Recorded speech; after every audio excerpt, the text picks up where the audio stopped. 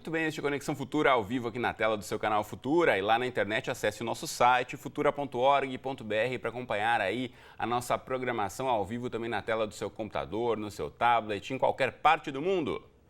E hoje é dia do nosso quadro Gestão Escolar.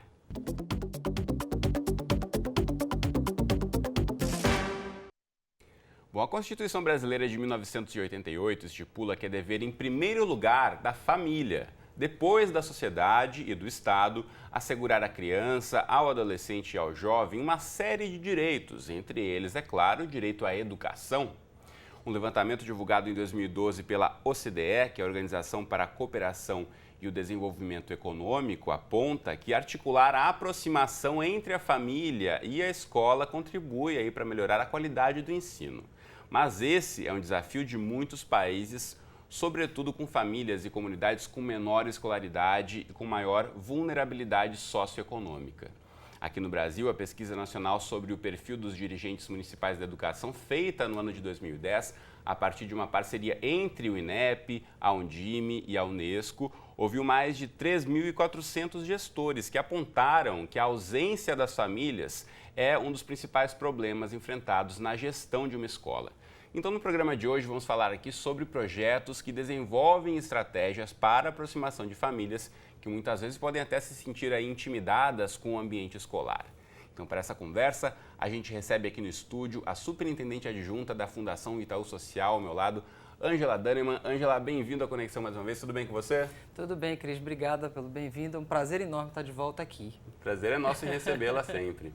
E também conosco aqui no estúdio está o nosso consultor em educação, o professor Celso Antunes, nosso parceiro mensal. Tudo bem, professor? Bem-vindo mais uma vez. Tudo bem. Prazer de reencontrar uma antiga companheira e um exemplo no trabalho que vem fazendo nessa integração família e escola. Muito bacana. E você em casa, como sempre, também é nosso convidado. Então aproveite aí para tirar as suas dúvidas, compartilhe essa história com a gente, mande perguntas, mensagens, comentários aí sobre como a família deve estar mais integrada no dia a dia da escola. Nas redes sociais você tem dois caminhos. Primeiramente, entre aí no facebook.com/canal Futura Oficial. Você pode curtir, comentar e compartilhar aí os nossos posts, deixando registrada a sua questão. Ou ainda vá até o Twitter, @Canal Futura, no microblog, é o nosso canal de comunicação. Ou ainda temos o bom e velho telefone, que é o 0 operadora 21 2273 5020. Você pode ligar aí do fixo, do celular, como quiser. A gente está aí a postos com a produção para receber a sua chamada. Enquanto você manda o seu recado, já começa aqui o nosso bate-papo. Mais uma vez, bem-vindos os dois ao programa de hoje. Ângela, comecei citando aqui a nossa Constituição, né, que tem lá bem definido o papel de todos, mas muitas vezes no dia a dia aí, esse papel da família e da escola, não se sabe muito bem qual é essa porcentagem, talvez, de qual o papel de cada um. Como é que você vê essa questão de como a família deve se colocar também como um fator primordial aí dentro da formação de um aluno dentro do ambiente escolar? A Constituição, o ECA, a LDB, tem legislação farta para calçar, vamos dizer assim, esse fundamento. País, não falta. E eu acho que as famílias também estão preocupadas com essa questão de aproximação com a escola, mas com esse mundo que nós vivemos, com tantas atribulações, mães e pais trabalhando, então algumas famílias que até não têm vamos dizer assim, uma conformação tradicional, a mãe trabalha muito ou tem uma conformação diferente mesmo familiar, tem um receio de se aproximar da escola e a escola, por outro lado, também tem um receio porque não entende muito bem de estratégias de como trazer a família, geralmente pratica uma coisa muito negativa, de chamar quando o filho tem algum problema e, na realidade, a contribuição que esses dois juntos podem ter na melhoria da educação familiar como um todo e a escola como braço de criação de identidade comprido da família, isso contribuirá muito se estiver junto. Então, o que a gente procura fazer é criar uma estratégia de aproximação, né? Porque não há culpa nesse problema. É uma coisa mesmo de promover de uma forma mais natural, com a participação de pais, que a escola traga o pai para dentro da escola, o pai participe um pouco mais dessa vida familiar do aluno na escola. Muito bom. Professor Celso, a gente vê aí essa questão, como disse a Ângela, não há culpa, mas muitas vezes a escola não sabe como aproximar esse pai e o pai não sabe como chegar até a escola e demandar ali seu espaço, né? E fica cada um no seu canto ali sem se conversar muitas vezes e o aluno que perde com isso, né? É verdade, mas um pai e uma mãe não aprende de que maneira acompanhar um filho num tratamento médico. mas pela própria contingência do tratamento médico, ela vai ao hospital, não apenas para dar solidariedade, mas para aprender com a enfermeira, com o médico, procedimentos, atitudes que representarão esse processo de cura após sair do hospital. Eu vejo que esse exemplo também deve se refletir na escola. Os pais devem perceber que não é apenas um dever constitucional, um dever legal, mas um dever para a formação integral do filho, participar desse processo, se aproximar. E realmente, como foi muito bem colocado pela Ângela, muitas vezes a escola não sabe de que forma atrair, de que forma envolver o seu professor naquele processo de integração, da formação, da discussão de valores, e acaba surgindo aquilo que infelizmente é o mais corriqueiro. O pai vai à escola diante de um problema de uma nota negativa, vai diante de um problema de bullying que o filho está enfrentando, quando na verdade essa presença deveria se multiplicar em todos os momentos, em todo o processo de acompanhamento, e eu volto a dizer, e o modelo do hospital muitas vezes se aproxima daquilo que seria desejável. Bom, uma iniciativa aqui acontece já em 4 estados brasileiros, é o programa Coordenadores de Pais da Fundação Itaú Social. Queria que a Ângela falasse um pouquinho sobre essa iniciativa, então, e as estratégias aí que muitas vezes podem ser replicadas para você que está em casa e muitas vezes não sabe como chegar até a escola, ou o próprio educador não sabe como atrair esses pais. Esse projeto tem tido êxito em exatamente facilitar essa comunicação. Isso né? mesmo, já tem alguns anos que a gente começou fazendo, dentro do que a Fundação geralmente faz, é uma metodologia. A gente identifica através de pesquisas, a pesquisa da OCDE que você citou, fizemos uma outra pesquisa também na rede estadual de Nova York. Então, desenvolvemos uma metodologia onde a gente identifica mães da comunidade, geralmente são mulheres, né? Essa é a unanimidade do setor educacional, com um determinado perfil, tanto de competências, vamos dizer assim, um pouco mais cognitivas e outras um pouco mais socioemocionais, onde ela vai se envolver com o que acontece na escola, mas também com o que acontece na comunidade. Então, às vezes, ela até articula visitas educativas, ela traz pessoas da comunidade para fazer palestras. Então, tem um certo perfil, ela é formada nas partes mais cognitivas, que ela não tem ainda essa habilidade.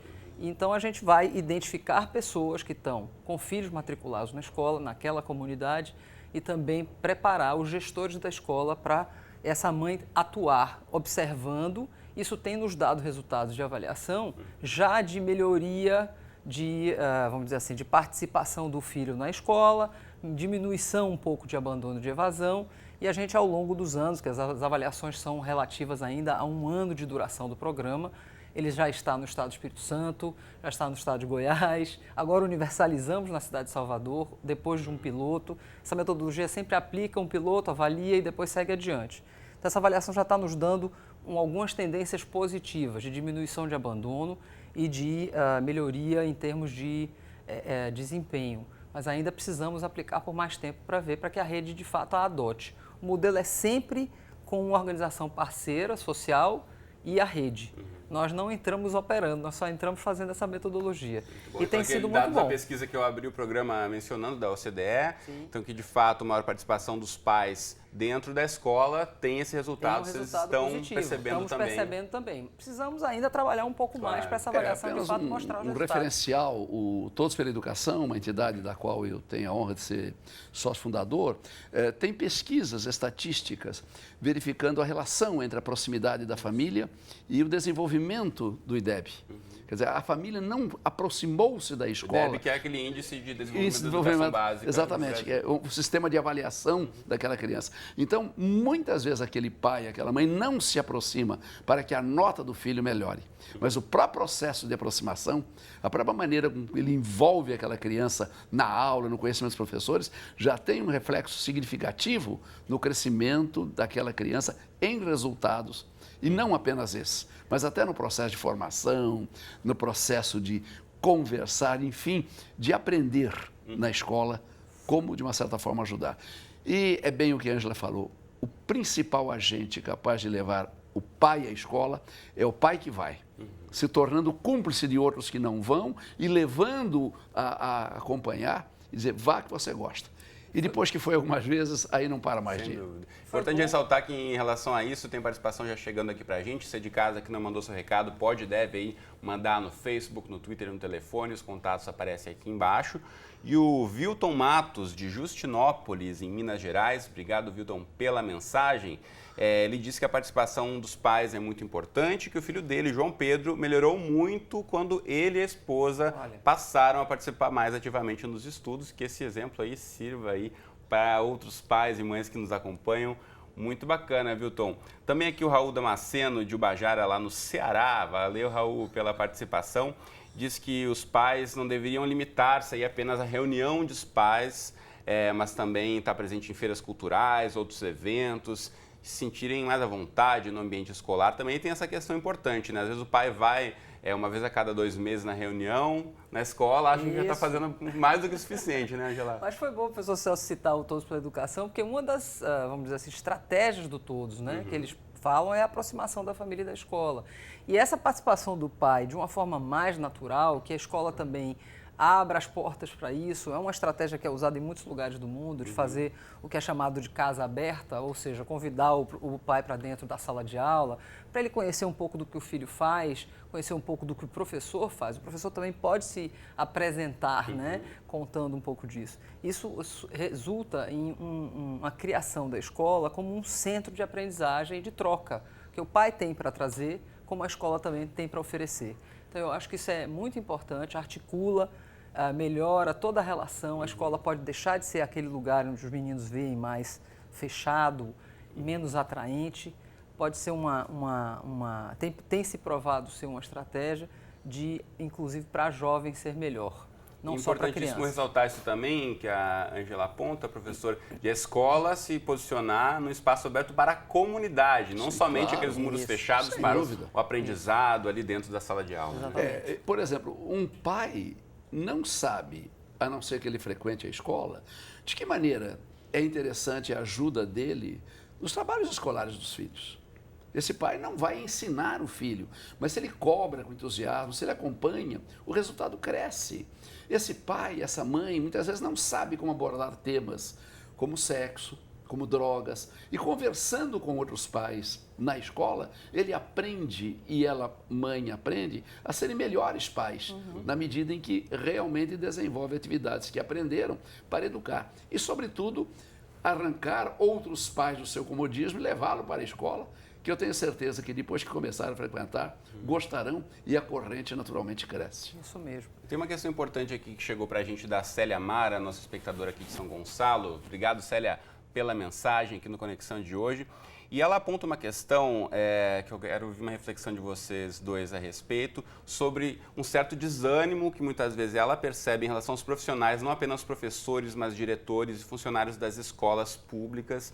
Muitas vezes nessa questão de receber a família, quando é uma família de baixa renda, e uma questão que nós apontamos no início do programa, de muitas vezes a família não se sentir à vontade no ambiente escolar e os próprios profissionais da escola não fazerem um esforço em relação a isso, a fazer essa família. Muitas vezes o pai ou a mãe não completaram o ensino fundamental ou médio, o filho está chegando nesse estágio e a família fica um pouco incomodada ou não se sente à vontade. Como quebrar isso, Ângela? Essa é uma das características que a gente introduz no processo quando a gente escolhe uma mãe que seja daquela comunidade, ou seja, criar um pouco de familiaridade, fazer com que essa mãe crie um ambiente acolhedor e apoie a entrada de um pai que tem essas características, ou seja, tem esse receio, esse medo. Eu estou entrando num ambiente em que as pessoas sabem tudo e eu não sei nada.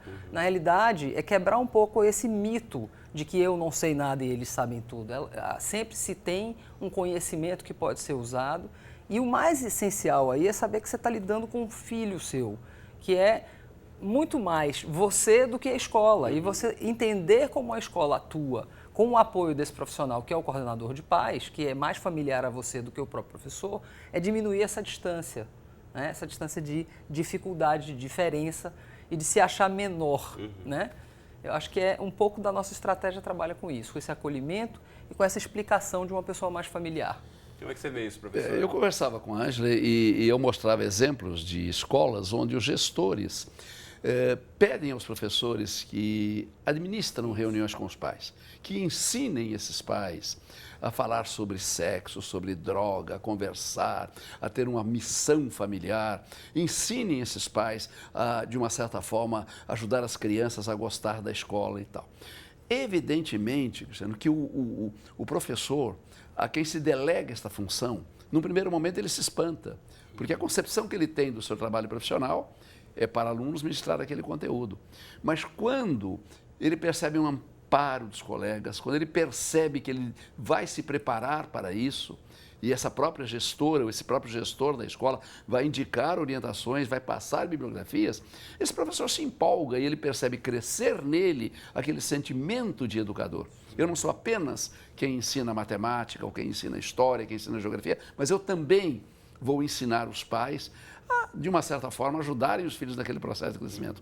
Não é nada complicado e é algo que inflama e que, quando começa a se desenvolver, de repente aquela família se sente cúmplice da escola, no sentido do bom sentido da palavra cumplicidade, naquele envolvimento mais integral. E é bom ouvir o que o professor Celso fala, porque, na realidade, isso é uma das variáveis que a escola contém, né? A gente está falando de aproximação familiar, mas a gente também precisa pensar de que os professores têm uma formação, tem que haver uma condição de ambiente ali. Então, é uma estratégia que agrega a criação de qualidade, junto com a qualificação do profissional que está ali, tanto o professor quanto o gestor, quanto as condições de trabalho que tem naquela escola. Não é uma, vamos dizer assim, uma pílula milagrosa que vai resolver todos os problemas, Sim. né? Muito bom. Tem uma outra questão importante aqui que o Lucas Viana, lá de Recife, mandou para a gente. Valeu, Lucas, pela participação. A gente falou aqui já nos efeitos para o aprendizado do aluno, que pode acontecer a partir da participação dos pais na escola. Agora ele pergunta como a participação da família na vida escolar do aluno pode interferir em um senso de cidadania como um todo, aí em escola, ser esse espaço mais aberto para a comunidade. Como é que você vê essa questão? Eu sinto que o professor brasileiro, de maneira geral, ele tem a concepção de que o papel dele é um papel de instrutor e não de um educador. Instrutor ligado a um compromisso conceitual dos conteúdos que ele ministra. Quando, na verdade, ele é muito mais do que isso, ele é um educador. Agora, nesta função de educador, a presença dos pais, integrando-se a ele, é crucial. Não é? Porque, sem dúvida, que ninguém melhor do que ele pode falar da matemática na aula de matemática, mas falar de cooperativismo, de integração, de amizade, falar de resiliência, enfim, de valores, tem que ser uma linguagem comum, porque não é aquele aprendizado que cai na prova, mas é aquele saber que cai na vida. E que muitas vezes, se a escola não prepara, se pergunta, então, quem preparará? Se esse papel for abdicado pela escola e pela família, a quem cabe? Seriam as brigadas militares, por acaso? Com certeza não. Uma questão importante desse apontamento aí de como começar, né? Sempre é legal a gente dar dicas aqui. Tem uma estratégia toda do programa do Itaú Social em relação a isso.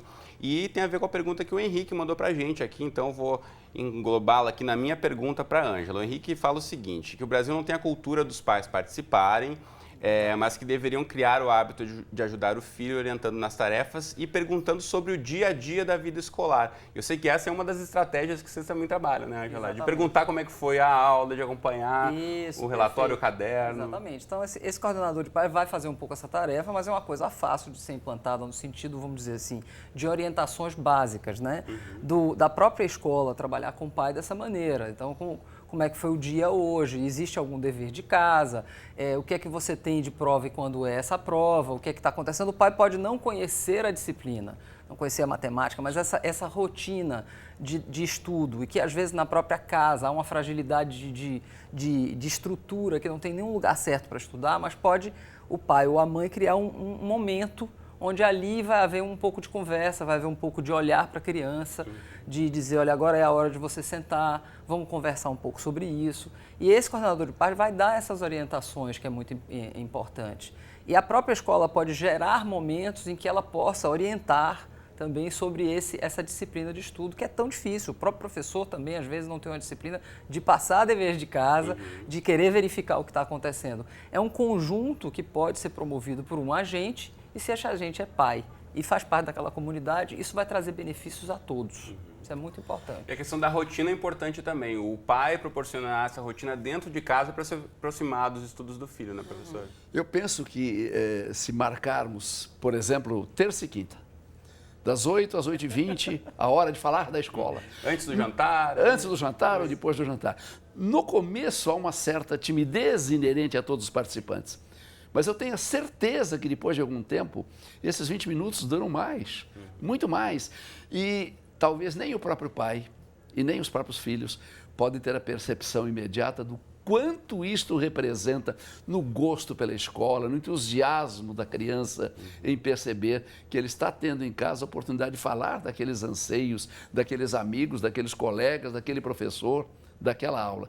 Então, eu até creio que deveria se criar este ritual, pelo menos artificialmente, porque com o tempo ele se tornaria espontâneo e esse diálogo, às vezes, tão raro e tão importante, se tornaria um incorporador da família, um integrador da família, e a missão daquela família como educação se tornaria naturalmente bem mais ampla. E a integração entre famílias, que essa pessoa pode proporcionar, porque ela tem uma rede de relações com outras crianças matriculadas na escola, que é o que muitas vezes acontece numa escola particular, privada. Você tem mães que ficam na porta, que se relacionam, que se encontram em outros momentos, e isso vai se propagando, esse gosto por falar sobre um ambiente que é tão importante na formação integral da criança, que é a escola. Sem dúvida. Deixa eu aproveitar aqui e mostrar para você de casa na internet onde buscar outras informações, já que o nosso tempo aqui no estúdio já está quase acabando. Deixa eu ir lá para fundaçãoitaussocial.org.br. Aqui você pode ter outras informações sobre o programa Coordenadores de Paz e tantos outros desenvolvidos aí pela Fundação. Também uma outra ação aqui na internet que você pode buscar sobre educação integral é o Educação e Participação, sem cedilha, sem tios aí no endereço, para você buscar aí essas informações, inclusive sobre o projeto Jovens Urbanos, sobre o Prêmio Itaú Unicef. Aqui muito bacana também para a gente ampliar essa discussão sobre educação integral, né, Angela? Isso, exatamente. A educação integral que a gente vem buscando. O Brasil é um dos poucos, se não for o único país que não trabalha com as crianças por mais do que 4 horas, e vamos combinar que nem sempre são 4 por dia. A exposição da criança a um ambiente educacional é menor. Então, é importante que a gente tenha estratégias também que possam fazer a gente fazer essa transição entre esse período, meio período, para um período integral, usando as ONGs que existem no território. Então, isso é o Prêmio Itaú Unicef faz, essa articulação entre organizações sociais que fazem educação complementar maravilhosamente bem e a escola, e que elas possam se complementar nesse currículo de aprendizagem. E educação integral não só no tempo, mas também na qualidade desse tempo que esse jovem fica lá dentro. Principalmente na qualidade. Tempo não, é qualidade, educação. Deixa eu aproveitar e mostrar também para você o site do professor Celso Antunes. Você encontra muitos textos aqui sobre a pauta de hoje, inclusive, e tantas outras. Aqui nosso parceiro mensal, celsoantunes.com.br, você encontra aí na internet. Eu quero assumir o compromisso de colocar nesse mesmo site, a partir de amanhã, umas 15 ou 20 dicas para as escolas atraírem os pais. Que eu as tenho, você citou, então me permita estar lá no ar nesses dias. Muito bom. Esse de casa aí vai lá, acessa o site do professor Celso Antunes para buscar essas informações também a partir de amanhã online. Tá certo? Obrigado aos dois pela presença, um prazer sempre recebê-los aqui. Muito obrigado. Obrigado também, Cristiano. Muito obrigado. Muito bom. Antes de encerrar, tem um recado aí que o processo seletivo dos estudantes que pretendem obter o benefício do FIES, o Fundo de Financiamento Estudantil, nesse segundo semestre, vai só até essa quinta-feira, dia 6 de agosto. Pois é, nessa edição as inscrições serão efetuadas em única etapa, exclusivamente na internet. Então deixa eu mostrar para você também este site rapidamente aí, ó, do ssfiesportal.mec.gov.br. Então acaba amanhã o prazo, entre aí e não perca essa oportunidade, tá certo? Dado o recado, então, te espero aqui de segunda a sexta ao vivo, 2h30 da tarde. Também temos exibições 00:30, 7h30 da manhã ou a qualquer hora do dia e da noite lá no site do Futura. Um abraço para você e até a próxima.